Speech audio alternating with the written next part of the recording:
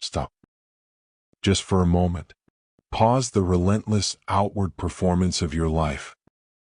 Listen not to the noise of the world, but to the single insistent echo of your own mind. That echo. That perpetual, uninvited question. If you can hear it, this script is for you. Because you are one of the few, the ones who see the mask before the smile. The ones who feel the tension in the room before a single word of conflict is spoken. You operate on an entirely different wavelength. You are a deep thinker. And to Carl Jung, the Swiss prophet of the unconscious mind, your depth is not a personality quirk, but a profound, perilous destiny. You've always known you were different. A little too quiet. A little too much. You've been told to stop overthinking, as if thought were a disease to be cured. But the truth is far more unsettling.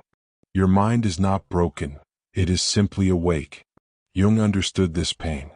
He knew that the moment you choose to look inside, the world outside begins to shift. He said, and let this sink into the quiet corners of your soul. Who looks outside dreams, who looks inside awakes. The deep thinker is the one who has awakened to the dream, the collective illusion of the world. And the true cost of this awakening is not stress, but separation. A magnificent, terrifying alienation. This isn't just about introversion.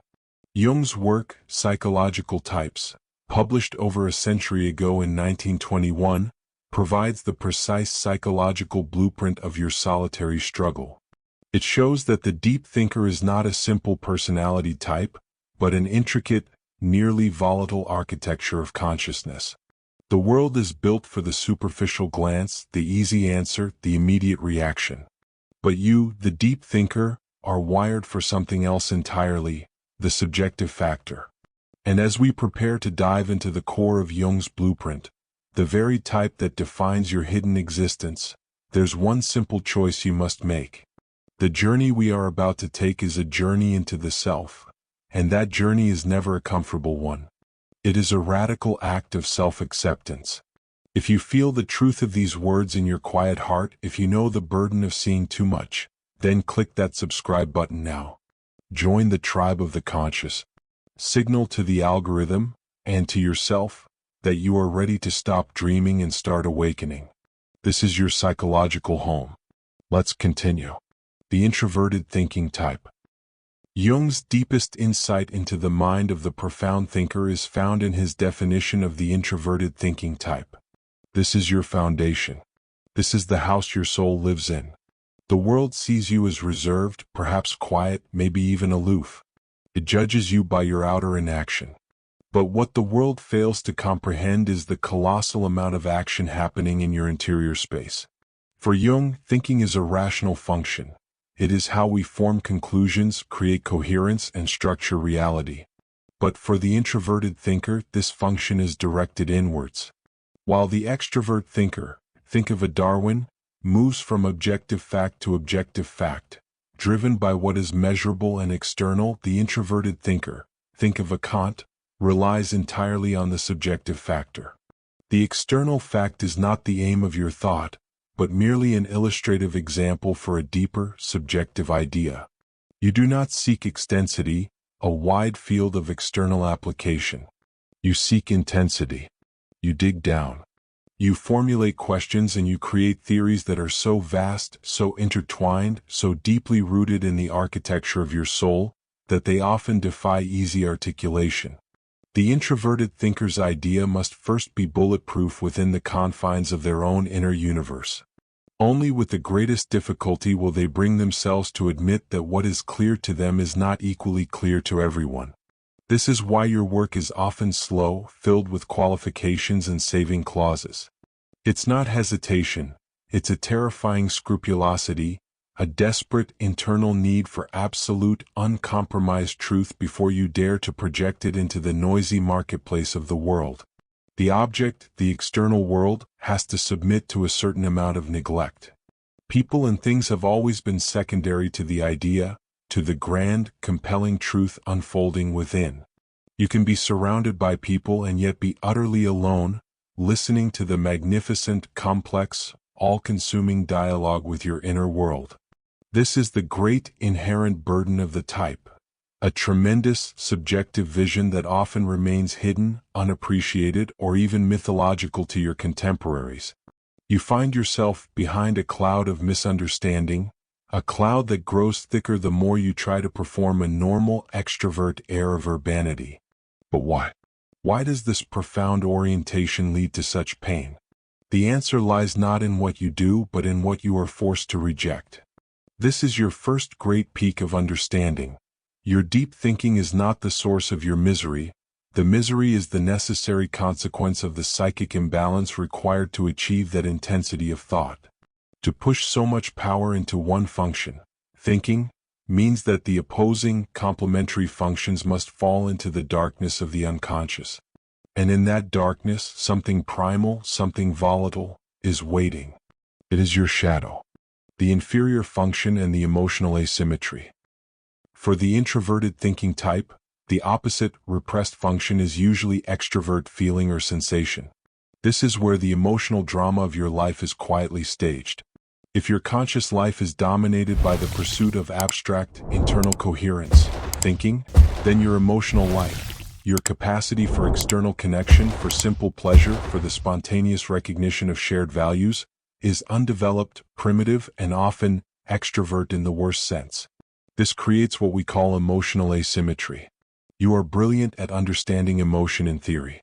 You can analyze a relationship dynamic or a collective social trend with piercing clarity. But when it comes to experiencing or expressing your own feeling, your own irrational, messy, beautiful human needs, you are often clumsy, helpless, or entirely mute.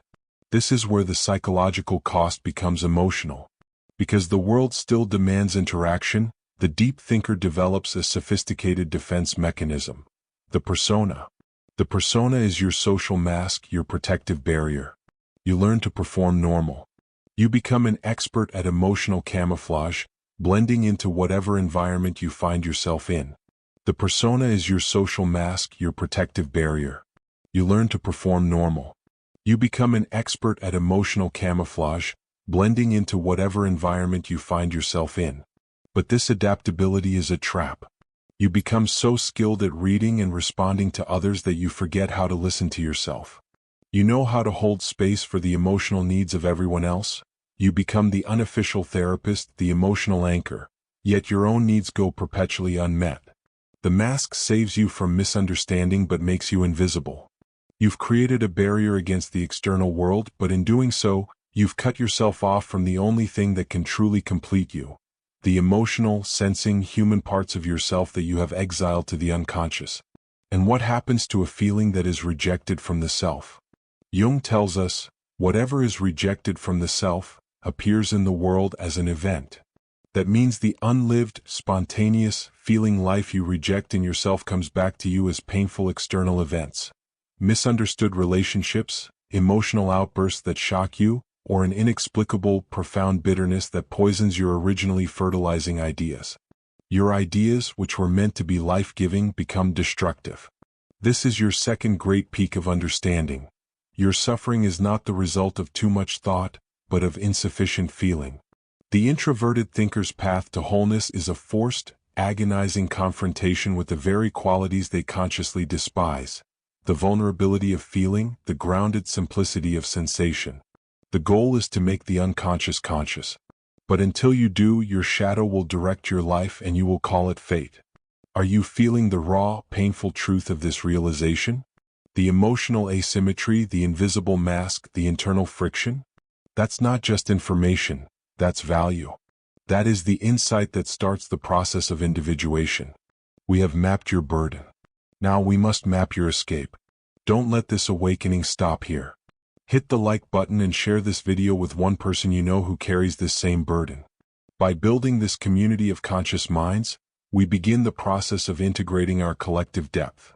Let's move on to the solution. The path to wholeness. The journey out of the trap of the introverted thinking type is not one of becoming more extrovert, more socially acceptable, or less thoughtful. That would be a surrender. The journey is one of individuation. Individuation is Jung's central concept, the lifelong psychological process of integrating the opposites, the conscious with the unconscious, until the individual becomes a unique, undivided self. For the deep thinker, this is a radical act. You must stop performing the persona and start listening to the faint voice of your inferior function. Where does this work begin? In solitude. Solitude is the deep thinker's most misunderstood necessity. The world confuses your solitude with loneliness, but they are fundamentally different. Loneliness is the pain of being alone. Solitude is the glorious, necessary opportunity to be with oneself. In solitude, you must do the difficult, essential work of shadow integration. You must acknowledge and accept the qualities you have rejected. Your irrational fears, your spontaneous emotional needs, your simple human desire for connection and joy. Jung said, "No tree, it is said, can grow to heaven unless its roots reach down to hell." Your hell is your unconscious.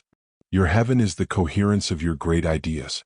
To reach that heaven, you must send your roots, your consciousness, down into the darkness of your unlived life. You must make the darkness conscious. This means welcoming the discomfort. There is no coming to consciousness without pain. It will feel clumsy to express an emotion without first analyzing it. It will feel terrifying to act on a spontaneous impulse without a well-developed, internal theory justifying it. But this is the work. The introverted thinker who refuses this journey falls into a deepening isolation, destroying themselves from within. It will feel clumsy to express an emotion without first analyzing it. It will feel terrifying to act on a spontaneous impulse without a well-developed, internal theory justifying it. But this is the work. The introverted thinker who refuses this journey falls into a deepening isolation, destroying themselves from within. But the one who embraces it, who says yes to the pain of integrating their own complexity, becomes something rare and revolutionary. They achieve enantiodromia, the principle that everything eventually runs into its opposite. The highly intellectual mind, by accepting its own emotional vulnerability, finally integrates the two halves of its being. The deep thinker who does this work is no longer the alienated misfit, but the bridge. They become the rare person whose thought is not just a subjective theory, but a universal human truth, a truth fertilized by feeling and grounded in reality. They are capable of true, authentic living. We stand now at the precipice of true understanding. You have realized that your great burden is your greatest gift, and that the ultimate act of the deep thinker is not to think, but to integrate. But knowledge alone changes nothing. Action is the currency of the self. If you are ready to stop calling your shadow fate, and ready to begin the work of individuation, then I challenge you. Subscribe and comment below with the single word that best describes the shadow quality you must finally accept. Commit to the work. Let us now define your final, heroic calling. In a world that prefers sleep, the deep thinker is a witness to the truth, a guardian of depth. In an age of artificial intelligence and virtual reality, we desperately need people who can think deeply and feel authentically. Your final calling is not to fix the world, but to refuse to participate in its collective denial. Your influence is not always loud, but the ripples of your authenticity are real. When you, the deep thinker, choose authenticity over performance, truth over comfort, and depth over surface, you contribute to a larger awakening. You help create a culture that values substance over style, meaning over distraction, and consciousness over unconsciousness. The deep thinker must, therefore, be loyal to truth above all else. The world wants you to be a conformist, a consumer, a cog in the machine of the collective mind. But your depth prevents this. You cannot be sold easy answers. You cannot be manipulated with distractions. Your loyalty is to the truth, and that loyalty becomes your superpower. Carl Jung gave us the ultimate truth about the thinker's existence, a truth that serves as the final, emotional anchor for your journey. The acceptance of oneself is the essence of the whole moral problem and the epitome of a whole outlook on life. To accept the complexity of your introverted thinking, its genius and its clumsiness, is not just an act of self-love, but an act of profound social morality. By integrating your inner world, by transforming the darkness of your shadow into the light of your consciousness, you become whole. And a whole person is the only force capable of standing against the fragmentation of the modern world. You are not broken. You are not too much. You are simply awake. Your path is solitary, yes, but its purpose is universal. Step out of the cloud of misunderstanding. Embrace your magnificent, complicated, quiet depth. The world needs the illumination only your awakened mind can provide.